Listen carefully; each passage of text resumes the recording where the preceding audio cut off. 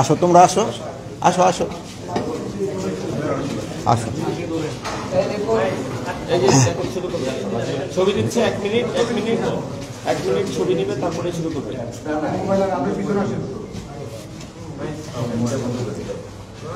শুরু করবো? আপনারা রেডি?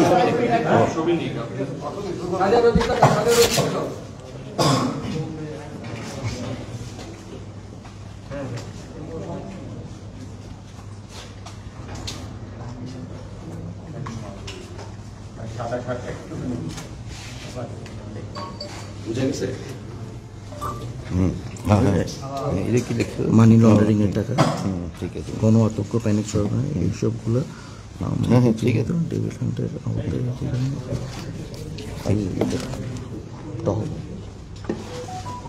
রেডি হয়েছেন নি ভাই?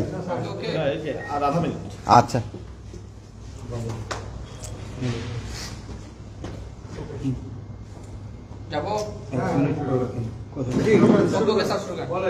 বিসমিল্লাহির রহমানির রহিম। আপনাকে এত রাত্রে আমি ডেকেছি, আপনারা অনেক কষ্ট করে এখানে আসছেন, এই জন্য আপনাদের ধন্যবাদ। আপনারা জানেন দেশের যে বিদ্যমান আইন শৃঙ্খলা পরিস্থিতি সম্বন্ধে আমরা পূর্ণ সজাগ এবং সচেতন। আপনারা জানেন যে আওয়ামী দোসররা তারা দেশকে অস্থিতিশীল করার জন্য সব ধরনের চেষ্টা করতেছে। যেহেতু তারা প্রচুর টাকা দেশ থেকে স্থানান্তর করেছে, ওই টাকা তারা এখন ব্যবহার করতেছে। এই টাকা ব্যবহার করে দেশকে একটা অস্থিতিশীল পরিস্থিতি করার চেষ্টা করতেছে। আমরা এইটা কোনো অবস্থায় করতে দিব না। আমরা যেভাবে হোক এটা প্রতিহত করব। দিনে রাত্রে যেখানে আমাদের বাহিনীর প্রয়োজন হবে তারা সেখানে যাবে এবং এটাকে প্রতিহত করবে। আপনারা জানেন, আমি আপনাদের সামনে দায়িত্বহীনভাবে বলতে চাচ্ছি, আমি এই আওয়ামী যারা এই কাজগুলি করতেছে তাদের আমি ঘুম হারাম করে দিব এবং তারা কোথাও কোনো স্থান পাবে না। দিনে রাতে যে জায়গায় হোক না কেন তাদের কোথাও কোনো স্থান হবে না। আর একটা আমি আপনাদের কাছে দায়িত্বহীনভাবে বলতেছি যে আমার বাহিনীকে আমি ইনস্ট্রাকশন দিয়েছি, তারা তাদের টহল কার্যক্রম আরও বৃদ্ধি করবে। আগামীকাল থেকে যেন কোথাও কোনো কিছু না ঘটে এই জন্য তারা ব্যবস্থা নেবে। এবং এই আমি বাহিনীর সবাইকে আমি এই ইনস্ট্রাকশন দিয়েছি এবং তারা এইটা ভালোভাবে কার্যকর করবে। এবং তারা যদি ভালোভাবে কার্যকর করতে না পারে তবে তাদের বিরুদ্ধে আমি একটা অ্যাকশন নেব। তা আপনারা দেশবাসীকে আশ্বস্ত করবেন, আইন শৃঙ্খলা পরিস্থিতি দিনে দিনে আরও উন্নতি হবে এবং এটা অবনতি হওয়ার কোনো সম্ভাবনা নাই। এবং দেশকে যারা অস্থিতিশীল করার চেষ্টা করতেছে তাদের কোনো অবস্থায় আমরা ছাড় দিব না। এই আওয়ামী দোসরদের আমরা কোনো অবস্থায় ছাড় দিব না। তাদের কাছে প্রচুর টাকা আছে, এই টাকা তারা বিভিন্ন জনের মধ্যে বিভিন্নভাবে ছড়াচ্ছে এবং দেশে একটা অস্থিতিশীল পরিস্থিতি চেষ্টা করতেছে, কিন্তু তারা কোনো অবস্থায় সাকসেস হবে না। এবং আমরা যেভাবে হোক আইন শৃঙ্খলা পরিস্থিতি দিনে দিনে উন্নতি করতে থাকবো। এবং এই যে ডেভিল হান্টের মাধ্যমে আমাদের কার্যক্রম অব্যাহত থাকবে এবং এই সন্ত্রাসীরা কোথাও কোনো জায়গায় ঘুমাতে যেন না পারে বা বসতে যেন না পারে, দাঁড়াতে যেন না পারে, এই ব্যবস্থা আমরা করব। মাননীয় উপদেষ্টা, আমাদের শেষ হয়েছে, আমরা প্রশ্ন করবো। হ্যাঁ, বলেন। আচ্ছা, আপনি জানেন কি আজকেও দুটি ছিনতাইয়ের ঘটনা ঘটেছে এবং একজনকে একেবারে ওপেন ভাবে 4টি গুলি করে তার থেকে 160 ভরি স্বর্ণ ছিনতাই করার ঘটনা ঘটেছে। এগুলোর পেছনে কি আপনি সে আওয়ামী দোসরদেরই দেখছেন না অন্য কেউ এই সুযোগটি নিয়ে এই কাজটি করছে, কি মনে করছেন? এইতে ওই দোসররাই বেশি জড়িত। এইটা এলাকাটা হলো বনশ্রী এলাকা, যে এই ঘটনাটা ঘটছে এটা আমার নজরে আছে। এখানে ওই জায়গায় যে আমার আইন শৃঙ্খলা বাহিনীর যারা লোক আছে, আমি তাদেরও যদি কোনো গাফিলতি থাকে আমি তাদেরও আইনের আওতায় আনবো। এই মুহূর্তে 2টি ডিবির টিম মতিঝিল বিভাগ কাজ করতেছে স্যার। আপনার পদত্যাগ দাবি করা হয়েছে কিছু সময় আগে। ঢাকা বিশ্ববিদ্যালয় এলাকায় শিক্ষার্থীরা বিক্ষোভ মিছিল করেছেন, সমাবেশ করেছেন, তারা আগামীকাল দুপুর পর্যন্ত সময় বেঁধে দিয়েছেন আপনার পদত্যাগের জন্য। এই বিষয়টি কি আপনার নজরে এসছে? এই আমার এই পদত্যাগের ব্যাপারে আজকে তো প্রথম না, মানে তারা আমার যেই কারণে পদত্যাগ করতে বলে ওই কারণগুলি যদি আমি উন্নতি করে দিতে পারি তো আর কোনো পদত্যাগের প্রশ্ন না। তারা চাচ্ছে আইন শৃঙ্খলা পরিস্থিতি উন্নতি। আমি আইন শৃঙ্খলা পরিস্থিতি যেন উন্নতি হয় আমি এই ব্যবস্থা করতেছি এবং এই আইন শৃঙ্খলা পরিস্থিতি আগের থেকে অনেক উন্নতি হয়েছে এবং এটা আরও উন্নতি হতে থাকবে। এই তো ডেভিল হান্টের অপারেশনের পর থেকে এখন পর্যন্ত প্রায় 8,500 কিলো গ্রেপ্তার হয়েছে আমরা দেখেছি। তারপরে আপনাদের একজন ঊর্ধ্বতন কর্মকর্তা কিন্তু বলেছে চাঁদাবাজি কমে গিয়েছে, কিন্তু ছিনতাই চুরি বাড়ছে, যেটা প্রতিনিয়ত আমরা রাতে দেখি। এখন যাদেরকে গ্রেপ্তার করা হলো তা আসলে তারা কারা? আর এই যে রাতে প্রতিনিয়ত যে ঘটনা ঘটছে, শুধুমাত্র রাতেই নয়, সারা দেশেই ঘটছে অপ্রীতিকর ঘটনাগুলো, তাদেরকে কেন গ্রেপ্তার করা হচ্ছে না? আপনি গ্রেপ্তার কিন্তু করা হচ্ছে, বা যে পরিমাণ গ্রেপ্তার করা উচিত হয়তো সেই পরিমাণ হয়তো হচ্ছে না। যেমন ধরেন এই বাসে ডাকাতির জন্য কিন্তু অলরেডি 3 জনকে কিন্তু সাভার থেকে গ্রেপ্তার করা হয়েছে, গ্রেপ্তার হচ্ছে এবং গ্রেপ্তার এটা চলতে থাকবে।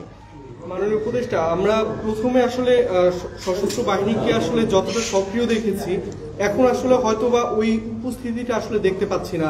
যে সেনাবাহিনীর প্রথম দিকে যে অভিযানগুলো ছিল, বিশেষ করে পরে নতুন সরকার আসার পরে শুরুর দিকে যে অভিযানগুলো ছিল, এখন আসলে এই মানে ব্যবধানটা কেন? আসলে এটার সাথে একটু যোগ করতে চাই, রাজুকে যেটা উত্থাপন করা হয়েছে আপনার পদত্যাগের সাথে, বলা হচ্ছে যে সেনাবাহিনীর যে ম্যাজিস্ট্রেসি পাওয়ার দেওয়া হয়েছে সেটা কি মানে পুরোপুরি কাজ করছে কিনা তারা জানতে চেয়েছেন। আমরাও একটু জানতে চাই সেটা আসলে কাজ করছে কিনা, সেটা কিভাবে কাজ করছে, কোন স্তরে কাজ করছে। ম্যাজিস্ট্রেরি পাওয়ার তাদের যে ক্ষেত্রে দেওয়া হয়েছে ওটা ঠিকভাবেই কাজ চলতেছে। এই যে দেখেন সেনাবাহিনীর অফিসারও কিন্তু এখানে আছে, তারাও কাজ করে যাচ্ছে, তারাও কাজ করছে, সবাই কাজ করতেছে দেখেই কিন্তু আমরা একটু আগের থেকে পরিস্থিতি একটু ভালোর দিকে গেছে। এটা আরো ভালোর দিকে যেন যায় আমরা চেষ্টা করব, এবং আমি এই ব্যাপারে আপনাদেরও একটু সহযোগিতা চাই। আপনারা কিন্তু সব ব্যাপারে আমাদের সহযোগিতা করে যাচ্ছেন, ভবিষ্যতে আপনারা আমাদের সহযোগিতা করতে যাবেন। যেমন আপনি এই বিদেশি প্রচার মাধ্যমে আমাদের সম্বন্ধে অনেক কিছু আজে বাজে লিখত, আপনারা কিন্তু এটা প্রতিবাদ করে এবং সঠিক সংবাদ দিয়ে কিন্তু আপনারা দেশকে বাঁচিয়েছেন এবং আমাদের উপকার করছেন। আপনারা ভবিষ্যতে এটাও করে যাবেন, আমি আশা করি। সাধারণের একটা কথা ছিল যেটা আপনার থেকে আমি উত্তর পাইনি, সেটা হচ্ছে অপারেশন ডেভিল হান্টার নামে কাদের গ্রেপ্তার করা হচ্ছে, এবং এখন পর্যন্ত কিন্তু আসলে এই অভিযানের পরবর্তীতে অপরাধগুলো অপকর্মগুলো আরো বেড়েই চলেছে। এই বিষয়টা যদি একটু ডেভিল হান্টের আওতায় সন্ত্রাসীদের গ্রেপ্তার করা হচ্ছে, যারা সন্ত্রাসী, যারা সন্ত্রাস কর্মকাণ্ডের সাথে জড়িত তাদেরই গ্রেপ্তার করা হচ্ছে। এখন এই যে একটা ঘটনা ঘটছে, এটা যেন কোনো একটা ঘটনা যেন না ঘটে, এই জন্য আমরা ব্যবস্থা নিব। শুরু থেকে আমরা বিভিন্ন ছিনতাইয়ের ঘটনা যা দেখেছি, যে মোটরসাইকেলে করে 3 জন বা 2 জন মিলে এসে তারা 3-4টি মোটরসাইকেল করে নিয়ে এসে ছিনতাই কাজটি করছে।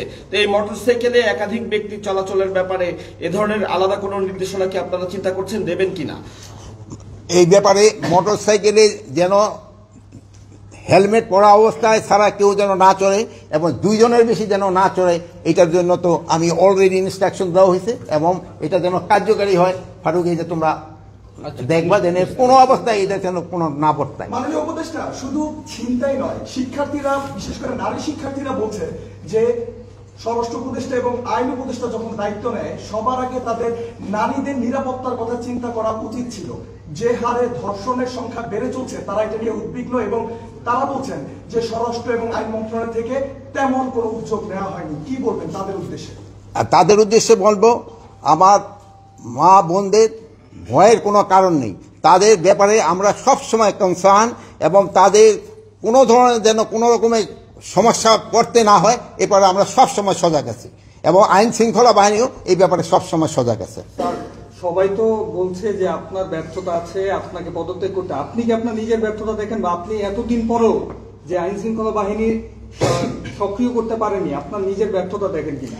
এটা ক্ষেত্রে আপনারাই বলতে পারেন, আইন শৃঙ্খলা বাহিনী আমি যে অবস্থায় নিয়েছিলাম ওই অবস্থার থেকে কি সক্রিয় হয়েছে কি হয় নাই, এ ব্যাপারে আপনারাই আমার থেকে আরো ভালো বলতে পারবেন।